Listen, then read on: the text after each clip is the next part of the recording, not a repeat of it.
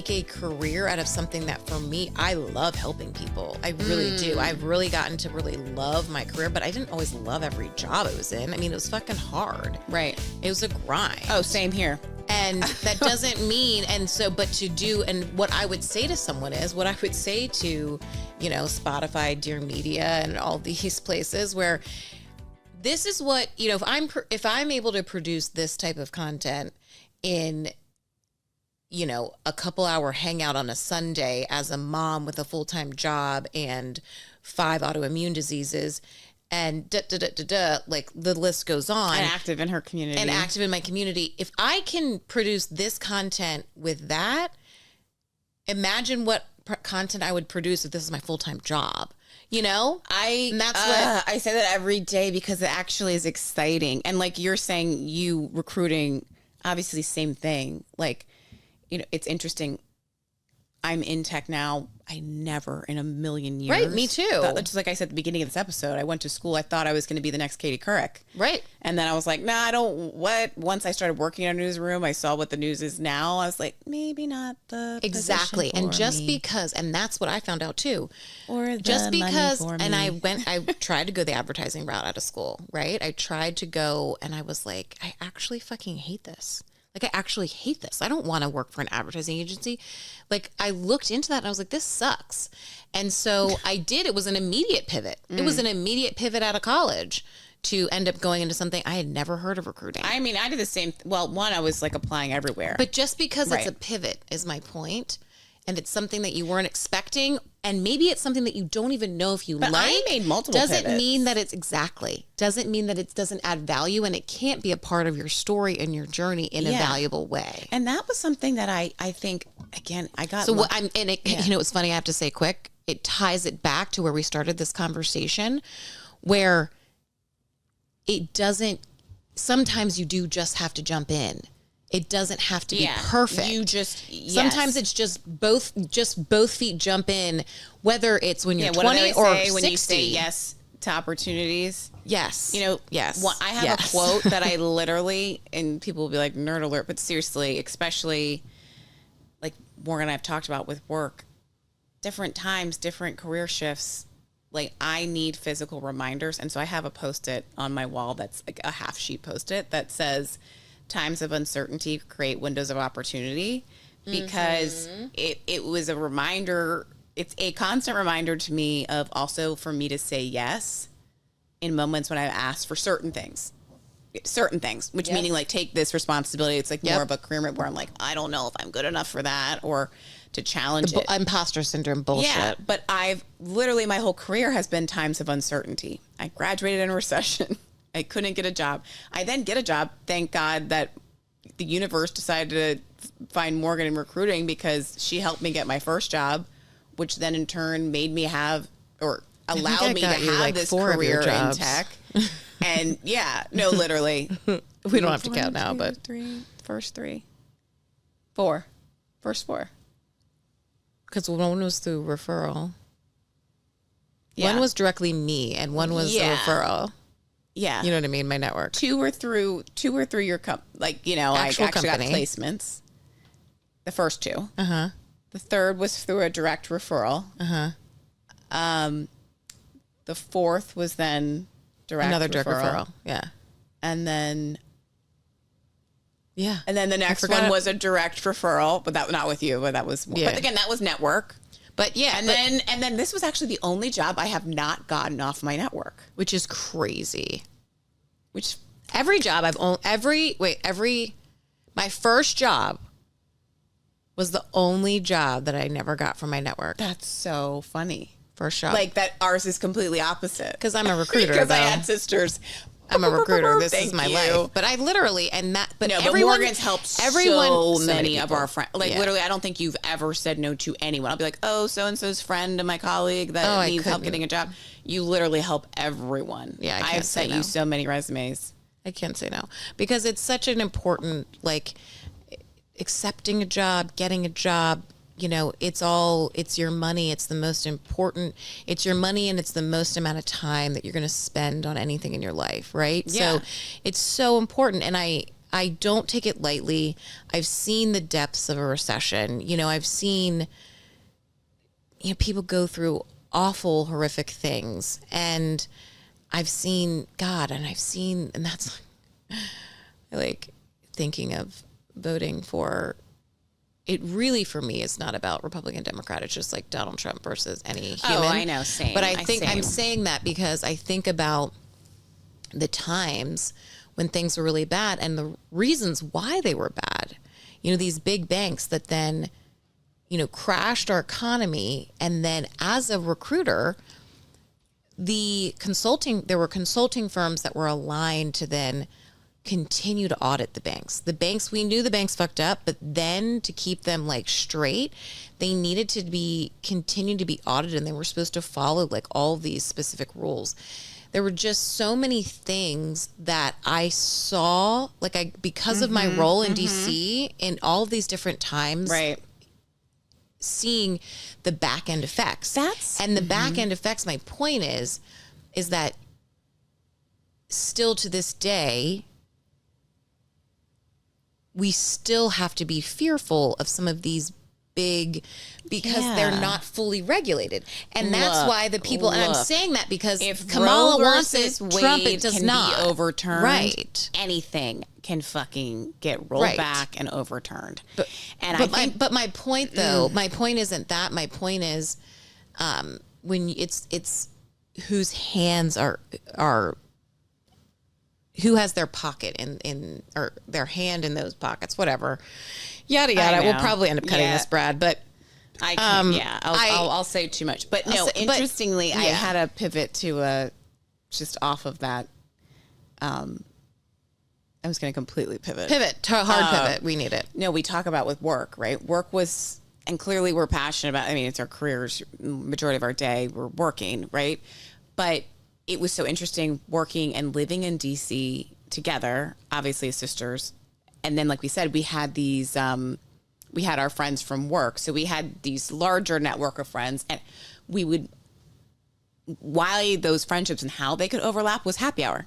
Yeah. We would all end up being at these overlapping happy hours, whether they were company sponsored, and we stumble in, and I feel so bad for like Gen Z now. And because even though you can work, a lot of companies or maybe people would be strategically, I probably would be picking a company that allowed me at least to be hybrid. I wouldn't want to be remote. That had an 20. office. Yeah. It was literally my social life. It was our entire social life. If I didn't have my sisters in DC, like work, I wouldn't have had any friends. Yeah, it was because only none work. of my friends from home. Warren lived there at that point. And it wasn't nobody else did. And to anyone it wasn't college, just that, because everyone that's ever worked in an office or worked in a work environment, you understand this. And I'm saying that for those people that, have only ever had like a remote job. But it's because you spend so much time with those people. It's not like, oh, you're such a weirdo, you're obsessed with work, you want to hang out with those people all the time.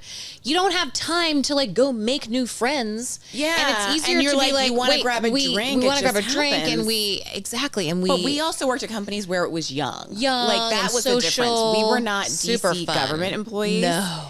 We were Far DC from it. public sector. Yeah. And so that was like, I was working at a company where the first team I was on was like 20 people that were 22 to oldest person was like 24. Yeah. Like in my first year of work. Yeah. It was like college internship. Yeah. Like we all got to be together or something. Yeah. But that happy hour also, not for me, but for a lot of people, that was also like dating. Oh, absolutely. Just happy hour in general, not even with work. I was just saying how we were all together, but absolutely. Like going to happy hour is gotta be weird now. Yeah, because it was like everyone had the excuse to go to happy hour. It was kind of like, oh, we got out of work, we got to get some food. You were walking home. You let's grab a drink. The day's ending for everybody. You're socializing in your 20s, and you should. You know, like that's the fucking best part of your 20s is the social piece. Right. And so you stumble out of work, and so it was a very natural, like, we're just at this bar to be at this bar because it's that time of the day, versus what you're saying is like, I guess if you were in an environment that wasn't super remote, if you're in, a city and 5 o'clock hits 5:30, you could still be like, I'm going to go to the corner bar, even though I'm working people remote. could still go, but I just feel just like there's a different, it's less easy. Well, it's and less you think about natural. too, kind of how it starts. Like a perfect example would be the company that you worked for, especially because it was smaller in size, like headcount than where I worked, but it was that age demographic. And you guys, personality wise, you were on a team of everybody's in sales. So everybody's going, you're a bunch of extroverts. Right. And so if we go out, not only were we enjoying each other, but we knew we would, the other people around us would be enjoyable. Other ones of our friends that worked at more corporate places that had that too, wouldn't be like, maybe they didn't want to go hang out with coworkers. She didn't want to like go dip. But I think like your company became the central and where it was located and a really fun. Then we'd all would kind of tag on. But I say that too because it became, you go to happy hour, and then what would happen, especially in our case, which was always so funny. And Miles will remember this, our brother-in-law, of like number one fan. It goes from happy hour, and then we always call it happy hour extended, where we're going to happy hour and then we're home at 12. Oh, exactly. And we've shared a cheese plate. And a fry between the four of us. And then at the end of the night, you're like, Z-Burger. Yeah, then you're like, Z-Burger, I'm dying. But no, exactly. But so it would just be such a part of like, and again, that natural, you didn't have to make any effort. You didn't have to text your friend to say, do you want to go hang out? Because you just were able to leave with people. Wasn't with me. But then those social circles overlap. It's much easier for people to be like, oh, my coworker, da-da-da-da. And when you're out with your coworkers too, because, oftentimes you're not like, sure, obviously people date at the office, but also because, it is a mix. You weren't necessarily wanting to date your coworker. Yeah. So it would be a very let's help you look across the, who you got at your company. I literally remember it was my friend. And because that's how Andy and I'm not talking about him, but it was our other friend. Andy and I met at work and became like, we were that young, and we weren't trying to date each other. We were trying to like hang out with each other and find other people and have a social whatever. Right. And I remember one of our coworkers, who was our friend as well, said to me, dude, all you have to do, make eye contact across the bar and it's done. Like if you make eye contact at any guy, you're was like, it's guy this is a guy. This is my guy friend telling me like, just make but that too helpful. I'm saying it was like helpful that. He was being from guys because you would not have had that. Also different relationships that happened too. He was my direct coworker. We were not going to cross that line. Young married guy. It's so funny now because I'm thinking back. I'm like, oh my gosh, now I'm like seem so old. Like my age is so old to that new. I remember this one coworker when I was probably like 23. Him too being like, well, what. He's a good guy. Like, why isn't he, with anybody? Like, don't you girls have like friends for him? Yeah. I'm not saying anybody at work. And this was actually, he wasn't being weird. Like, what are you dating? But he was like, there's got to be somebody we could hook him up with. That was always conversations that were happening at work. And the cool thing about work as well wasn't just the people your age. It was the people older than you. The people that, one of my very close friends, Tommy, you know who you are. He's been a fan of the pod as well. Him and Kitty, love you guys. But he was 10 years older than me. And so he was always giving me like the guidance. Oh, yeah. And still to this day. There's a lot of, I can vouch for that. He was married. Tommy, you are. She does say, he always told me. Yeah. And so it'd be those things. And I was like, it was so helpful to have a guy's perspective. Which is true because I'm like, I have to share this one because it's really funny you're saying this. I remember when I was recently single after being in a long relationship, and you said to me, Tom always said to me, just be careful about the first one that comes along. Yep, the first one that comes along after your breakup. After, because no doubt they'll be smitten, obsessed, and you'll be like, oh, I've still got it. Well, he was saying that, and so I think just anyone in general, but also if it was someone, he was saying both. It was also someone in your network. It was like, be aware that why are they coming in so quick? Like they're realizing that. Just be aware. Good advice. Be aware. It wasn't even a specific. It was just in general. And he got But yes, nurturing things. You don't friendly advice from older generations because exactly. I had that too with even just the relationships you form in person at that age of your career, like I'm not as worried about it as now in terms of like the mentoring, because I'm a confident person. I have a problem picking up the phone and being like, it's not weird to me that we're through the screen, right? Right. But some of the, the confidence, being able to be in person, I think with leadership at different times in my career, especially with men, that helped me definitely to be more confident. It was much more easier for me to build rapport and like show my personality in random interactions that I wouldn't always have been in that meeting with those people. Totally. You know what I mean? Totally. Anyway. No, got to get them likes. Got to show that woo. No, totally. Oh, absolutely. And I mean, I know it's like such a bit now at this moment in time, the personality hire, but it's only so funny because it's so fucking real. Yeah, because I mean, it is, but with the dating thing too, because I'm thinking so many things about the happy hours and just how that dynamic, even the stories, like we knew, God, I knew all like I said, the first group of coworkers, I knew all who they were dating, and we shared those stories, and their significant others would be out with us and whatever. That's so different now from, if I took a same type of company now, that's probably hybrid, remote, whatever. Mm-hmm. But I think about too, because this is my Joe always would joke and say, I don't know why I didn't see more women at like Home Depot. Like meet guys where they are. Yeah. And I was like, and I said to him one day, I'm like, I'm such an idiot. Because well, it was also like, okay, because also when we were living in DC, I wasn't fucking taking the goddamn train out to Home Depot. He said, yeah, but he was saying, no, but I know. Like, if you want a confidence boost, go to Home Depot. And I joke with him now because I just obviously now I'm at Home Depot in the suburbs and I'm a married woman. But a lot of times when I go into Home Depot, I'm running after I've been in the garden. I don't have my ring on. And I'll tell you what, he ain't lying. He ain't lying. Well, it's also, too, the funny thing was that we would totally do, and this is another, the grocery store. I mean, the grocery store in Georgetown was actually called Social Safeway. Social Safeway, because that's where the young people would meet, because it was like the nice grocery store. Maybe. I tried, and then I realized, I'm not at Social Safeway, where I then lived when I was single, was at the Whole Foods. Whole Foods, yeah. In Logan Circle, and let me tell you, I would say 85% of the men are not interested in me.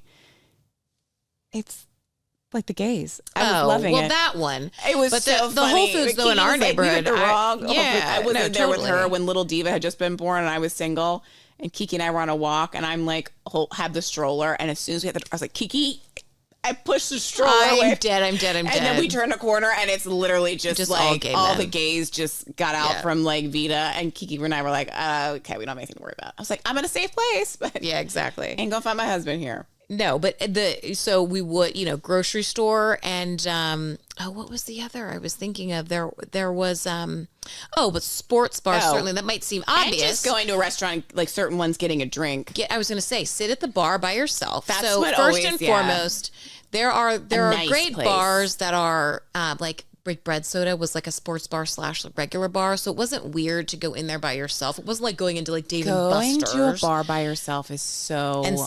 And sit at the bar. And dude, the worst thing that's going to happen is you're going to fucking drink with a bartender, but like you're always going to get hit on. You're going to get free drinks, and you're probably going to get a free dinner. Okay, that is actually a great dating tip. Yeah.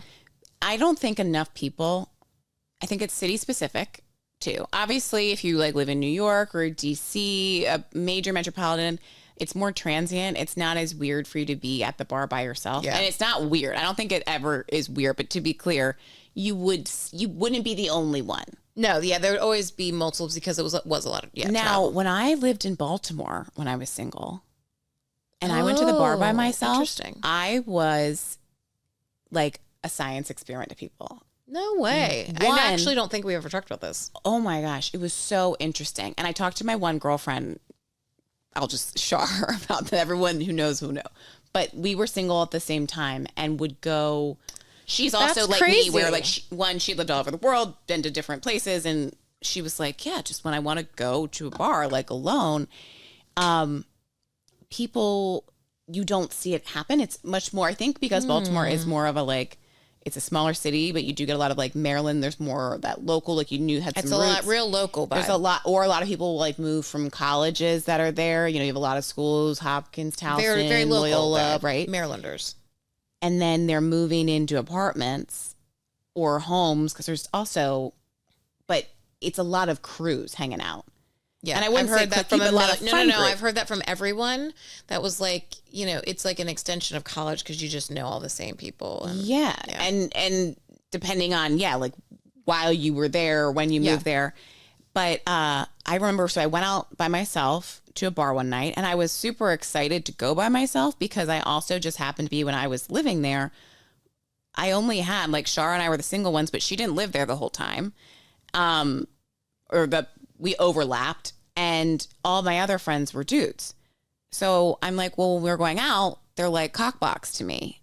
And I loved them to death, but I'm like, I want. I'm trying to find someone, or just turn away from us, make the circle go out, and let whether the men and in. whether find someone was everything. You know, I'm saying this for like this can just be if you want to get laid or you're trying to find a husband or you just want to have opposite sex attention, right? You know, it's just right. All of you don't have to be going out by yourself for any specific reason, right? Can, you know, just go out, like you're saying. Sometimes just like that alone time, where sometimes I like to just kind of meander around and explore the city on my own because it was like a new city for me, and it's relaxing. And it was relaxing, and so I remember going. I went to this cocktail bar. I think it was called like Rye or something in Fells Point. It's a cute, if it's still there, it had good cocktails. And so great place to go solo because it's dimly lit, it's tiny, and it's a cocktail bar. If you're wondering where to go solo, dim lighting, cocktail bar, sit at the bar. Yeah. And a place where you can definitely at least, you don't need to have a fucking huge meal, but at least some apps. So that's the thing though, it wasn't even a place where you could get a meal. Like I think maybe some finger foods, so it's perfect. Oh yeah, but that's what I mean, finger foods. Even if it's just like you can buy fucking so fancy I chips. sit at the bar and it's great because again, like I said, they make cocktails. So it is a full on mixologist experience. And so I also have something to watch, you know? I didn't have to fake that I'm watching whatever sporting events on that I don't care about. Don't fucking go. That would be weird to go to a game, watch a game on my own. That's not what I'm trying to do. No. And also, I was being my authentic self. Yeah, there's no point in going to a bar by yourself and sitting there and scrolling on your phone. You look like a fucking loser. And that's the thing. And I purposely, I had my phone on, ringer on, not silent, so I can hear if anyone's calling me. But I'm like, I'm here to meet people. Yes. And so that was the thing. Not saying Me you can't check having your my phone away was sending the signal to everybody. Turned in over the purse, or in the purse. Exactly. Was sending the signal to everyone that was there. I'm here by myself. But she's not waiting for everyone. I ordered a drink. I didn't say I'm waiting for a friend. Bartender's intrigued. We're chatting. And bartender also is making me feel comfortable. Well, and the bartender also half the time they like to have someone that they can talk to that is not exactly. So we chatted, whatever, and oh my gosh, this is so funny. I totally forgot about this. I immediately, someone says to me, "Oh, did you want to sit here? Do you want me to scoot down one?" Because there were two women that were sitting like to my right. And they thought, seating situation. It was like they were around the corner, or they're like, I can switch seats. I said, oh no, I'm not with them. And they're like, oh, okay. And then so the guy continues watching, and then he's with another dude. They're friends, and they're like, who are you waiting on? And I was like, just the bartender. And I was like, no, I just ordered a drink. Response. I said, I already ordered a drink. And they were like, no, like, who's coming with you? Or are you waiting on a friend? And I said, no, I just wanted to get a drink. It was a night, actually, I did a whole solo date night. Love that. I went out to a concert by myself. I was going to say, it's like the movies or a concert are the best things to do I went alone. to see Anderson East at like Soundstage or something. He was randomly in town, artist I like. I was like, I'm going to go to the show. It's also none of my friends were even available. I didn't even care. I was like, I'm just doing this. Not only, I just have to, because I don't forget to say this, because it's not only for like, to like have your alone time, but it's also just like sometimes you just want to do whatever the fuck you want to do. No one's gonna say no. No one's gonna say I want to eat here. But it's from the moment you walk out the door and where you're gonna get your first cocktail to your food, to where you're gonna stand at the venue, to what guy you can or can't talk to. To, do you know what I'm saying? Yeah, like sometimes when there's people in your ear, or like you have to be worried, like, is it too slutty? Like if you want to fuck them, fuck them. Yeah. I'm just saying in all seriousness. Exactly. And that's my business, not anybody whether else's. it was me going out with, like I said, my main group of friends were guys, or even if I went out with girlfriends, you're intimidated when a group, it's just like in a pack of animals. A group of animals, a herd is more intimidating than that one solo buffalo, right? On their own. So for anyone to approach, and I would think especially now in the hardcore app world, but so I'm sitting at this bar, guy asked me, who you're waiting for, yada, yada, yada. They were from out of town. It ended up being one of my most fun, memorable nights in Baltimore because I did my own thing entirely. When you had such a great, then I was so entertained. Great. These guys were from out of town. They were so intrigued. Yeah. They were so intrigued that I was there on my own. You're stoned. You're chatty. I absolutely was. You're and that's the thing. I had my cocktail and my weed. And your weed. So you're not good. And you're not fucked up. You're in complete control. Yeah. So that's the other thing too. You're like, I'm not going out and going to allow some guy to buy me 3 drinks. And I knew you guys knew. I was telling you guys what I was doing that night. Oh, yeah, no, but I'm saying also, too, as maybe I'm stating the obvious, but in all seriousness, I know what it's like to be young and people still love to drink.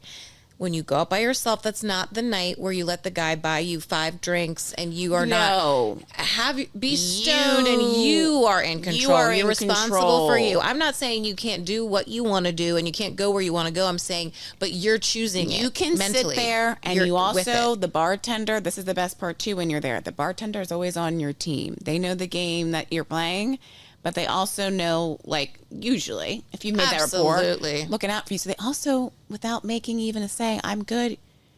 My favorite is, they can read it. Seltzer and a lime wedge. Looks like you and have you're like, I'm just doing a vodka tonic. I'm doing a vodka seltzer. I'm doing a vodka water. Because the other person doesn't know. I used to do that at work happy hours, too. Yeah. People kept being like, have another drink. I'm like, I don't need to be right. And you're like, I don't even want to be talking about it, so I'm just going to tell them I'm drinking, and it's the fucking soda water. Yep, it's the soda water. And that night, anyway, it was memorable because it was so funny.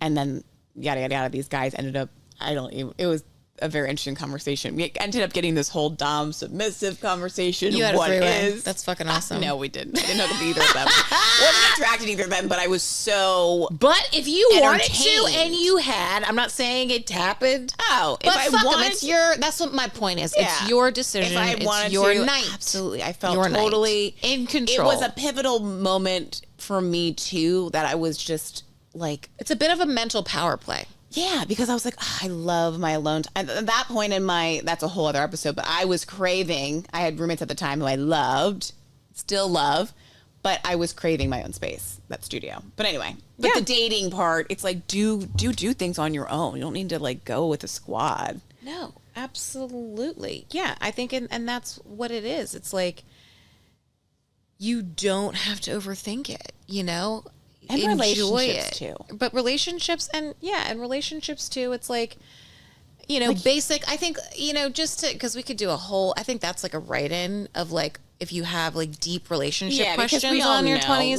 We all know. Our target Don't group, move in too soon. Just don't move in with each other to save money. If it's a boyfriend, find a girlfriend for that. Yeah, all of that. If you can't afford the rent on your own, don't sign the lease. Some of our friends, stuff like that. Oh my gosh, your kids are going to be ready for some of this stuff soon. Or do be talking to your kids about that.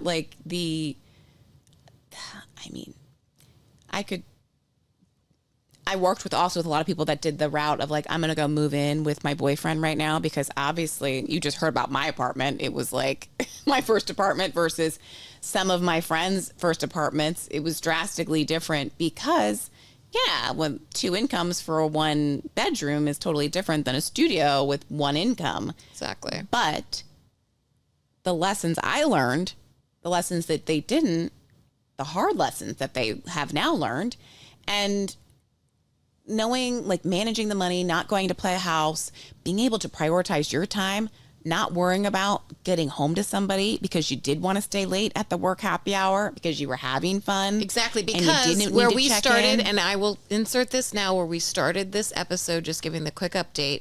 And we said, Angel's up at my parents' and I'm a single right now.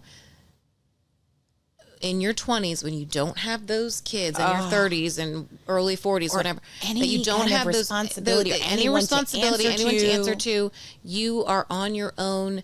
even if you have a boyfriend and you're like, you know what, we're in love and it's 25 and we're 25, we want to test the waters living together, we can do it, and we're going to get married. Okay, if that's what you're going to do, then you still don't feel the need to leave the happy hour. Yeah, you don't you should never not invite your significant other. If you're not inviting your significant other, then you should probably, But at the same time, there's also time when, because I'm only playing devil's advocate to that, because I saw it sometimes where I'm like, bond with us. Yeah. Without the significant other. Well, what I mean to say is between 5 to 7 when you're in your 20s, but then if you're like saying to your significant other, like, I want the extended happy hour, I want to stay out till 10, then the significant other needs to be invited. That's totally.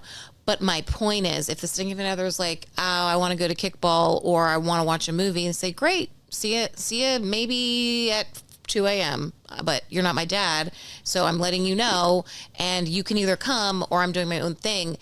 Have fun. Don't fucking look back on your 20s. Whatever, if you do, or you were this person, fine. Life will be fine, but don't take it so seriously. Enjoy yourself. Don't overthink and when you feel like, when you're taking it so seriously, like, oh my gosh, this is so hard. I'm out here on my own. No one's ever taught me how to do this. Ask people in your life. Slide us a DM, or tell the people in your younger life, those of you who maybe have Gen Z cousins, family, children, coworkers, whatever, but like, look for those. And that's not just a Gen Z to millennial to Gen X thing. That's also to the millennial. That's the young parent. They may not go ask people. Yeah. If you have a problem, chances are someone else has experienced it and they can help you make your life better. So don't try to be a hard ass. I remember Kiki actually said this in our, Kiki was my maid of honor this is Stacey, at my wedding, obviously. And in her toast to Joe and I remember she quoted an African proverb that says, if you want to go fast, go alone. If you want to go far, go together. Mm-hmm. That can be applied to so much in life. It's a reminder we all need right now. Mm-hmm. But with the dating thing, it's funny. That's always the part of the younger self that you're like, okay, whatever. And hopefully we all have it figured out now, because you're learning those lessons from your younger life and applying them. But the last thing that you're ever thinking about when you're young is your health. Well, yeah, your health. And, and that's not to say, and look, I get it, right? Because I do want, the 20-somethings to be prioritizing the dancing on the bar and dancing. I mean, Jesus, when I went out and we went hard. What I'm saying, though, that recently when we went out, were you with me? Who was I with? Yes, it was me, you, Shar, and Lindsay. We did the mom's night out. I took you girls out for a couple of drinks. Yeah, we went out, and we went out to, a Gen Z situation because we wanted to just dance, listen to DJ. My God. And we were going crazy, dancing hard. And these kids around us were all and the music was great. The music was awesome. This was bop. This was move, jump, go crazy. And the Gen Zers around us were not engaged. And not engaged in dancing. We they were told later that it's because they're phones. Well, they were on the floor, but they're more self-conscious, more worried about if someone does record them, or it's not that carefree. I just completely and we'll talk about this, I think, in another episode that's going to be upcoming about social media, but it's that carefree, let loose. I don't know if I would have been on stage at every chance I could, or every bar at every chance I could, or been thinking about, because even with coworkers.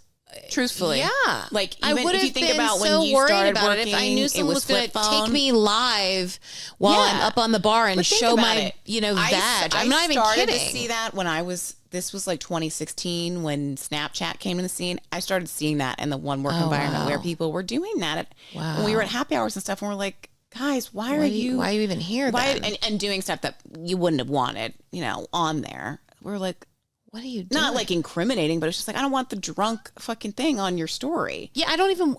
And you're friends with these people that we work with that are managers. I don't need my boss to know that I was out until 9. That doesn't, I just don't even, it's not, I wouldn't do anything wrong, but it's just like my business, or that I'm my doing business. that, or just exactly like, let me have some separation. Just let me have my separation. Let me have, I don't that's need the thing. it. There's no there. boundary when you have the social media, because it could be show up at work. Yeah. It could show up in wherever in your life. Yeah. You know, or just like you're saying, the privacy of it. But yeah, I mean, so my point is, and again, which is why we're going to do a whole social media episode, because it's like, why I personally feel like I was so lucky. It had nothing to do with anything other than the time that we were born. I just feel like we were so lucky, to be able to be exposed to technology. Just let your mind be creative on its own. Not be able to have it attached to us, so that we were always loose and creative and never worried. We were never anxious about, we were anxious about school. We were anxious about studying. I mean, we'll talk about more in the other episode, because it's too, just like dating now is never going to be the same. Yeah, it's like that. Why do you need to know my whole, why are you able to stalk me on social media before we even go on our first date? So anyway, so my point when you started to bring up, the health and stuff. Dating tip, do case search them. But do case search someone, though. If you live in Maryland, case search every date before you go on a date with them. We have ended up having those situations in our in our group, in our sister circle, and our friends. Me, Kiki. That we ended up going out with people that we were like, holy shit. Mm-hmm. Or that lie that you're like, oh, yeah, didn't know you were formerly married. Yeah. Didn't know you have a child. Yeah. Says you're paying child support. Yeah. Who's that going to? Yeah. So, those things happen, and so do case search. But when I made that transition of like, well, I do want you to prioritize the fun things. I do want you to put the phone down. I do want you to get on stage, or whatever the thing is that makes you laugh and have fun and not take yourself seriously, going to the concert by yourself, or whatever it is. But take your health seriously, because one thing that I wish that I had done was in my 20s, I would have not just assumed, just because I eat well and I work out and that I'm healthy. I think I should have prioritized having a real general practitioner that I was seeing a yearly physical regularly, and like really deep, true yearly physicals that weren't just like checking like the blood work and all the things. I should have been having that, I should have taken more advantage of the insurance that I was working so hard to even have access to. Yeah, I agree with that. And it was one. Lean into that. I'm not saying you need to go full, like, go to acupuncture and make sure I'm saying just give yourself the full scope of what's going on to the best of your ability without stressing yourself out. And the minimum is go to the dentist twice a year. If you have the insurance, oh my God, go to the dentist. Go to the dentist. Go to your general practitioner. Get your yearly blood work. If you're a woman, get your well woman visit. Get a pap smear. If you are sexually active, it does. If you are, especially if you are not married, but even if you're married, a good practice is still get tested for STDs, HIV, STIs. That's right. The new, you're supposed to say STIs now. And do ask, if you're a woman, ask your doctor to be tested for herpes, gonorrhea, chlamydia, HIV, syphilis, and HIV in addition to your pap smear, because that's testing different things. Yep. And if you're a guy, any man that is single and having go sex, get an STI test. You get tested and get your blood work done for your HIV. Blood work, just your yearly and your blood work. If straight men could act like gay men. Yeah, consistently with getting their vaccinations, getting their blood work. It's not a yearly STI. If you are sexually active, if you have more than one partner and you are, regularly having sex, you go get regularly tested. Don't pull that shit of, not using a condom, and just because you don't know you have something, then you probably don't have anything. Put it this way. Don't go do that. Listen to SheMD with Dr. A podcast, the episode where she talks about STIs. Just go listen to that. Yeah. And then anybody that's listening to this that is out there still running the range, getting it in, and not using a condom. And not getting tested. Oof. Do better. Your karma sucks. Fuck you. Oof. Okay, moving on. So seriously though, I'm just like, do those things that you have them in your insurance for a reason. Yeah, and that's for everybody. Again, we were like talking about our 20s, but it's like, yeah, that's for everybody. Dudes, but like, I feel like I don't care if you're married, single. Don't make your wife have to nag you for it. Right. Don't be a tool. Right. You're married. You are the responsibility. If something happens to my Joe, I've got to take care of him, vice versa. Yep. So like, do talk about your health Yep. to your spouse. And when Yep. you go to the doctor and the doctor gives you a report, be honest. Yeah. And I'm saying this because dudes, like, yeah, we all, especially like, I'm 37. We're getting to that age where like, yeah, we don't get to just naturally evolve. And I think that's my point with Yeah. like, yes, it's for everyone for the health stuff. But I say that because I think naturally, because when you do get older, you see it, you feel it, you have certain things that occur that force you to take care of yourself, Yeah, to do it force you to go on the proactively. journey. So I'm talking to those 20-somethings as the proactive and Yeah. 30-somethings as be proactive. yeah, That's what I would absolutely say. go get But- checked. but yeah, hopefully have for most of you that are out of your 20s, you're like nodding along and saying, yeah, I'm glad I figured that out. But you know what? If there are certain things where you're like, damn, I didn't figure that out in my 20s. Life is a journey.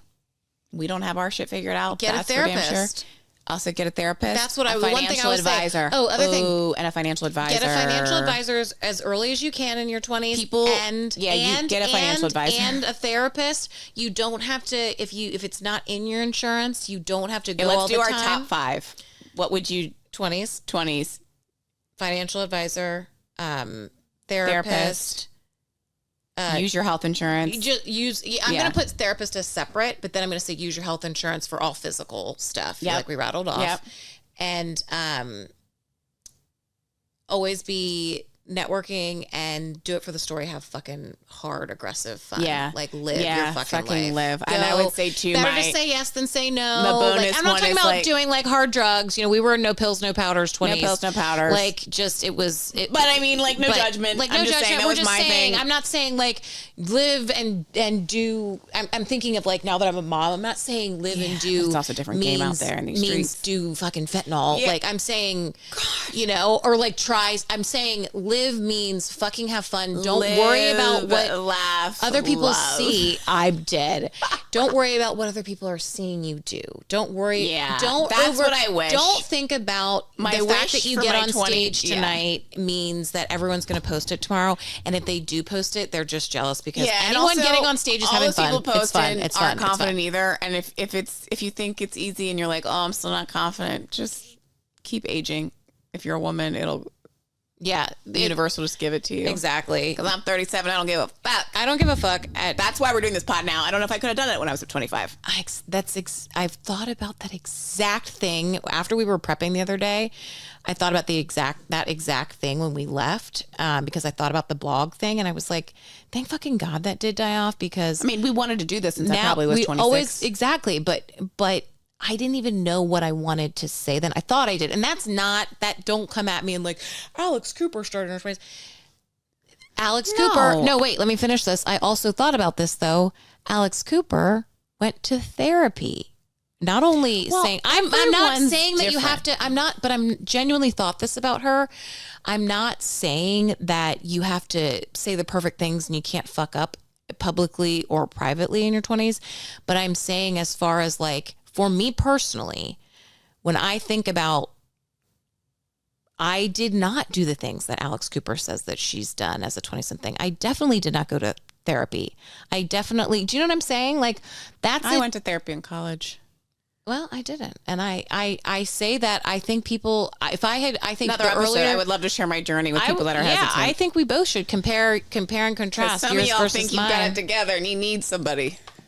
Well, yeah. And that's what I'm saying. We all need somebody. I think the So- earlier you knock that out, the better. But yeah. Absolutely. So those are did I even get to 5? So I said Yeah, we said therapy, financial advisor, general health. get your yearly physicals, all that. Oh, and then just do it for the story. Do it for the story. Have fun. And Don't be scared to not have any money either. stop looking so hard in the mirror and stop looking so hard at social media. And stop looking so hard at being so worried about what other people have financially, because like I think that's what social media kills too. And then you, because I'm telling you all, I just did my budget for you when I was 24, and let me tell you, it was a slow progression to get here. An insanely slow progression. Get a financial and advisor. You don't say need that to, one? You don't need to go to Italy to have a great time. You know, you don't. That's true. You just need fucking friends. So enjoy it. Do it up, Diffs. Put your hair down. Do this.